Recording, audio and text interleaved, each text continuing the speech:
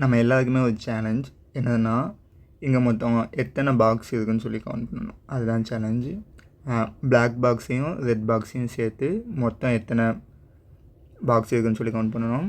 இதில் ஒரே ரூல் மட்டும் நான் என்னதுன்னா, நம்ம அடிஷன் அண்டு மல்டிப்ளிகேஷன் ரெண்டுமே யூஸ் பண்ணணும். ஓகேங்களா? வீடியோவை பாஸ் பண்ணிட்டு நீங்களே ட்ரை பண்ணி பாருங்கள். ஃபஸ்ட்டு நான் மொத்தம் எத்தனை பிளாக் பாக்ஸ் இருக்குதுன்னு சொல்லிட்டு கவுண்ட் பண்ண போகிறேன். ஸோ மேலே பார்த்திங்கன்னா எனக்கு 3 பிளாக் பாக்ஸ் இருக்குது. அந்த 3 பிளாக் பாக்ஸே 2 டைம்ஸ் ரிப்பீட் ஆகிருக்கு. ஸோ 3யும் 2யும் மல்டிப்ளை பண்ணால் எனக்கு 6 பிளாக் பாக்ஸ் கிடைக்குன்னு சொல்லி கிடச்சிடும். அது கூட நம்ம டோட்டல் பிளாக் பாக்ஸ் கிடைக்கிறதுக்கு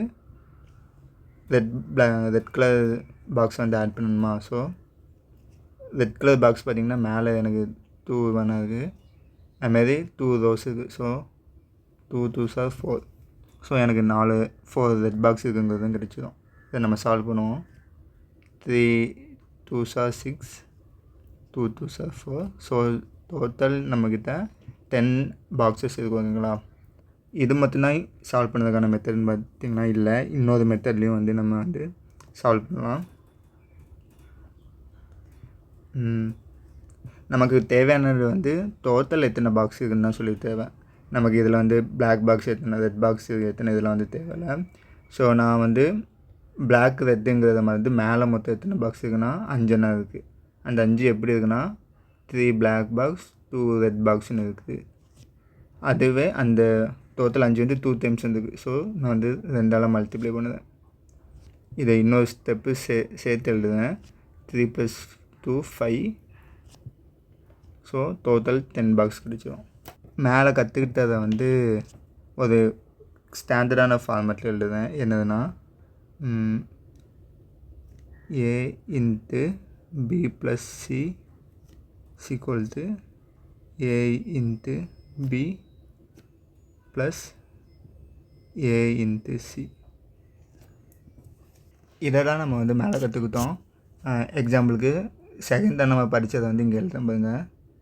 2 × 3 + 2 = ஃபஸ்ட்டு படித்ததை எழுதுவோம். 3 × 2 + 2 × 2. ஸோ இது ரொம்ப முக்கியமான ப்ராப்பர்ட்டி. இது நம்ம ஹையர் கிளாஸ்லையும் யூஸ் பண்ணுவோம். அல்ஜிப்ராலாம் இது ரொம்பவே யூஸ்ஃபுல்லாக இருக்கும். ஸோ பேசிக்காக என்ன சொல்கிறதுன்னா, a × b + c இந்த டைப்பில் ஏதாச்சும் ஒரு நம்பர் இருந்துச்சுன்னா நம்ம ஏயை உள்ளே கொண்டு போய் மல்டிப்ளை பண்ணிக்கலாம். இங்கே பார்த்திங்கன்னா ஏயும் பியையும் மல்டிப்ளை பண்ணியிருக்கோம், ஏயும் சியையும் மல்டிப்ளை பண்ணியிருக்கோம். அதுக்கு இந்த எக்ஸாம்பிளை ரிலேட் பண்ணி நீங்களே படித்து பாருங்கள். ஏன்னா இது ரொம்பவே முக்கியம். நல்லா இதில் வைக்கோங்க. இந்த ப்ராப்பர்ட்டியோட நேம் டிஸ்ட்ரிபியூட்டிவ் ப்ராப்பர்ட்டின்னு சொல்லுவாங்க.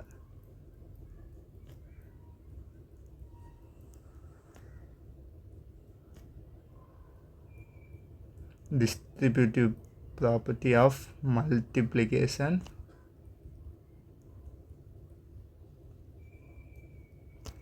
over addition. இதுதான் இந்த ப்ராப்பர்ட்டியோட நேம்.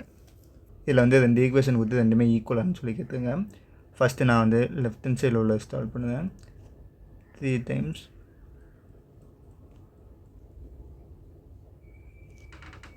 எப்போவுமே ப்ராக்கெட் ஃபஸ்ட் ஆட் பண்ணணுமா. ஸோ 3 டைம்ஸ் -4யும் 6யும் ஆட் பண்ணால் நமக்கு 2 கிடைக்கும். ஸோ 3 2s நமக்கு ஆன்சர் 6.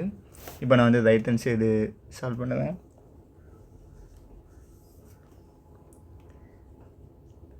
3 × -4 + 3 × 6.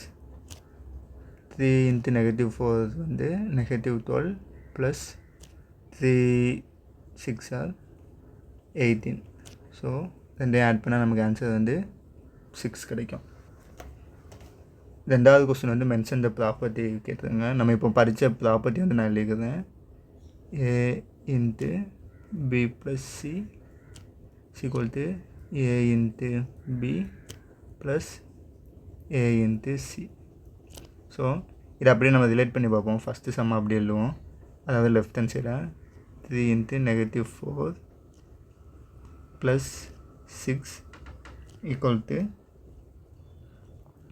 3 into -4 plus 3 into 6. இப்போ பார்த்தீங்களா ரெண்டுமே ஈக்குவலாக்கா. ஸோ இங்கே நம்ம யூஸ் பண்ணிக்கிற ப்ராப்பர்ட்டி வந்து இந்த ப்ராப்பர்ட்டி தான் யூஸ் பண்ணியிருக்கோம், distributive property of multiplication over addition. நீங்களே இந்த ப்ராப்பர்ட்டி வந்து ஒரு 2 நம்பர் இல்லை 3 நம்பர் இல்லை இதே மாதிரி ஒரு டைப் ஆஃப் நம்பர் இல்லை ஒரு ஈக்குவேஷன் ரெடி பண்ணி ட்ரை பண்ணி பாருங்கள். ஏன்னா இந்த ப்ராப்பர்ட்டி வந்து ரொம்பவே முக்கியம். இதை வந்து நம்ம அல்ஜிப்ராவில் ரொம்ப யூஸ் பண்ணுவோம். ஸோ நல்லா தரவாக பிடிச்சோங்க.